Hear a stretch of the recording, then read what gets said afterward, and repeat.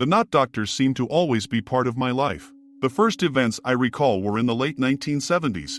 I wasn't even aware these things were unusual until I said something about it to my sister. I was about 4 years old.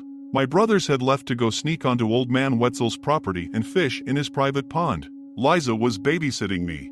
In the middle of doing her chores, he noticed I was no longer in our little house. She had no idea how long I had been missing. She searched every inch of the small house and found no sign that I was there or that I had left. She hadn't heard the twang of the screen door's long spring. I hadn't told her I was going outside. She didn't find me in any of my normal hiding places, under a bed, in a closet, or curled up under a blanket behind the couch. I was just gone.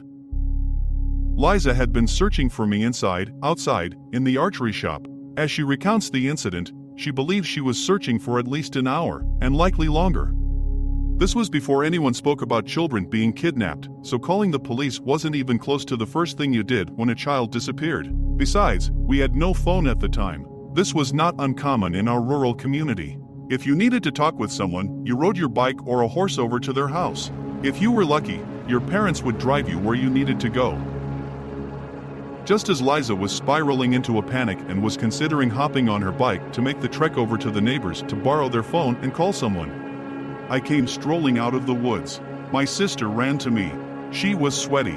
Her eyes were puffy from crying, and when she asked me where I had been, her voice was hoarse. I said I was with the not doctors, as if it was the most normal thing in the world. It was clear she was upset, but my answer made her angry. She dragged me into the house. Once inside, she sat me in a chair.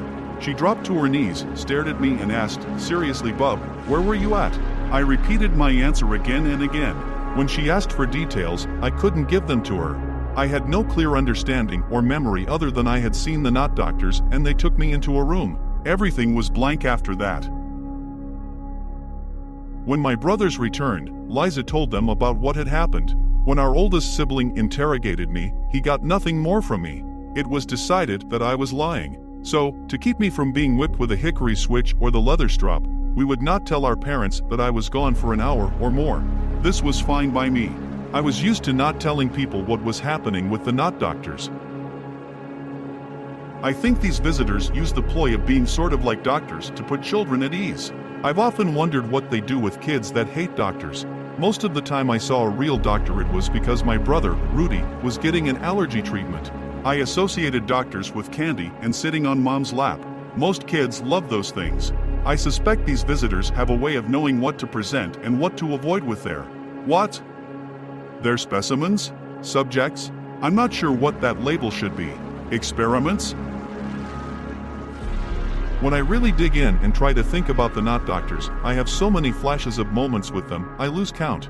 Each flash could be a jumble of memories from just one encounter, or each one could be a flash from a distinctly separate encounter. Most likely, it is a combination of the two. I'll share a few of these encounters. I believe these will be chronological. The earliest memory is when I earned a nickname, Streaker, from my neighbor. This one we will save for later.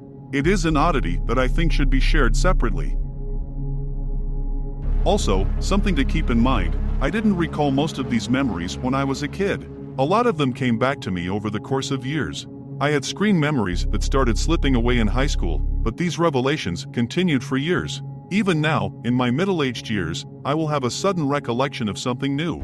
If you know any experiencers, they can tell you that these flashes or memories differ from a memory, such as recalling a vacation or something that happened in the normal course of their life. Please keep in mind, when I relate emotions, such as crying and being afraid while mom hugged me, that was the part one always knew. The emotions were confusing because they didn't always match the screen memories. The emotions are like a regular memory. The screen memories are like a funhouse mirror distorting the images in your mind. That is, until you break through the screen. Then it is different. Sometimes good. Sometimes when the screen memories are gone, what is left is terrifying. Check out part 2 of this episode. It is when I share memories of the not doctors.